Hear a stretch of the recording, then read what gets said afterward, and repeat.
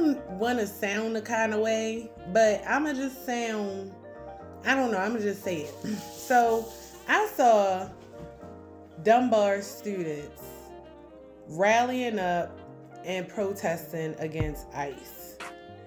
And I really feel some type of way about that. I feel that my people fall short because of the lack of self-knowledge and just pure knowledge in general of their surroundings. And I'm only saying that because, no, first let me make a disclaimer. Our people are the most accepting people in the world. They're the most accepting of other people, but when it comes to us, of ourselves, we side-eyeing each other. But we'll bring in and call somebody else cousin, sister, brother, all of these things and fight for them.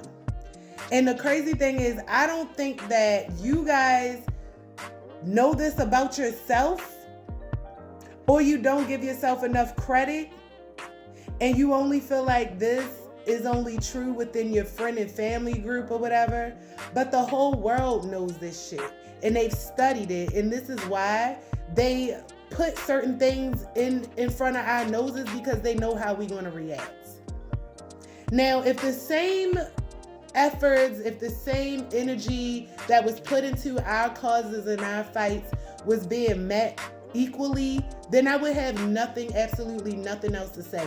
But because we're in a very vulnerable time, we're in a time of replacement, of depopulation, of gentrification, control, surveillance, and we don't have that much room to be that fucking compassionate and open and friendly to other people's causes, because in these times, our position is being came for.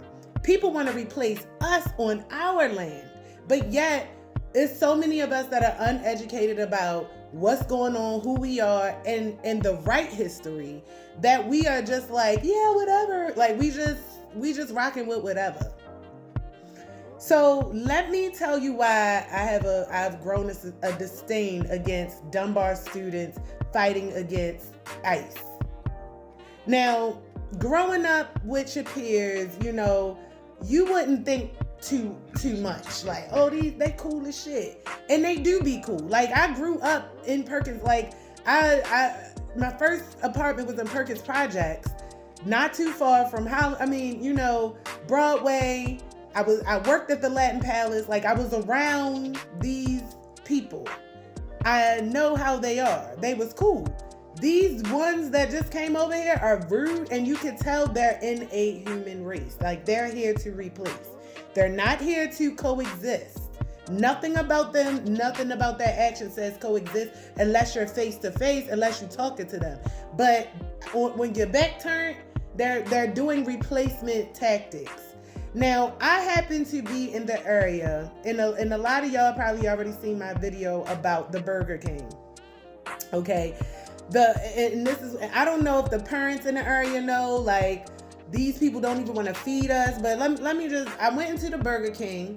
The Burger King is in proximity to Dunbar, okay? A lot of the kids come to Burger King to eat breakfast, to buy breakfast, lunch, whatever. They walk past it to go home and to get to school.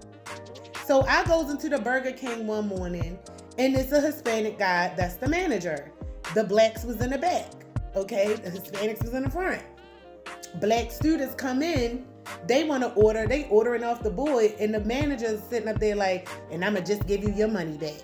I told y'all can't come in, I'm going to give you your money back. And the shit had me like, Because I even Googled, like, can stores deny customers? Like, and just off of common sense, I'm just thinking like the most control that he would probably have in authority to be like, you can't loiter in my store, but to outright tell somebody they can't buy some shit at Burger King is crazy to me, especially kids going to school. So I took that shit personal, because the kids, not only are they subjected to this bullshit as school lunch that parents all across the United States should be fighting for better. That should be one thing that we should be fighting for. And on a side note, all my YouTube with my best buds there, I'm asking them to come up with different industries that we can fight against and try to change the way that this shit is hitting us, like car insurance. And I can elaborate on that on another video. But if you got any suggestions, put it down here, because we going against these financial collapsing systems that don't even work for the people, period. We going after that shit. That's what the best buds do, okay? And y'all might not be there yet to recommend anything, but y'all get there. But anyway, so I'm like this, okay?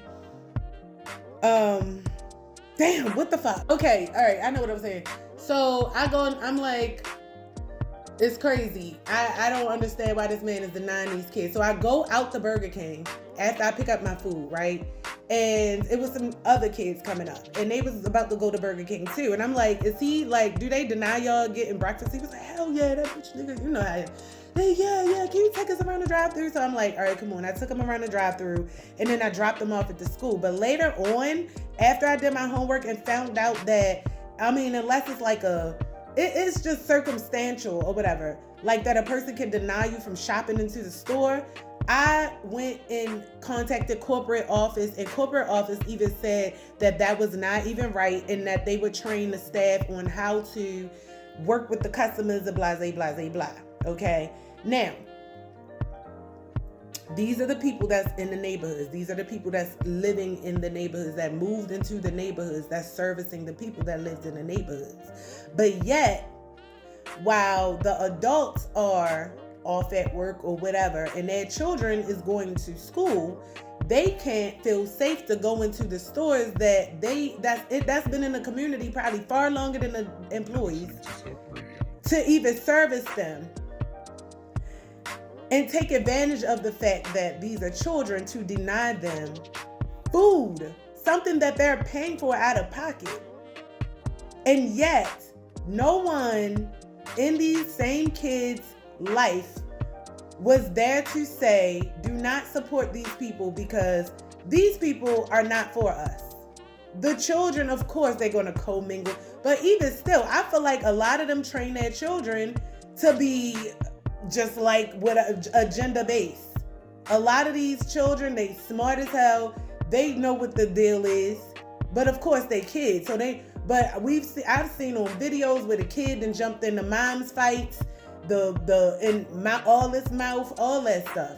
So I feel like now all the black kids in our area is just oblivious to know what the hell the reality is. It's like, the fight looks good when we all come together, but if they wasn't doing that for us, why the fuck are we doing that for them? They know they going to get that energy from us. That's why they put them in the same neighborhoods. They know that shit. But when it comes down to the other way around, it's very selective. That's all I gotta say. It's very selective. And I feel like my people, they perish because they lack the knowledge. They lack the knowledge. Stop putting yourself out on the forefront for people that's here to replace you, because if you get hit, that's just more room for their people to come in and take over. That's all the fuck they give a fuck about. And you can tell just by how the adults operate when it comes to community things. If they be all about them motherfucking selves, for real, honestly, and the money. That's it. So I just felt the need to say that.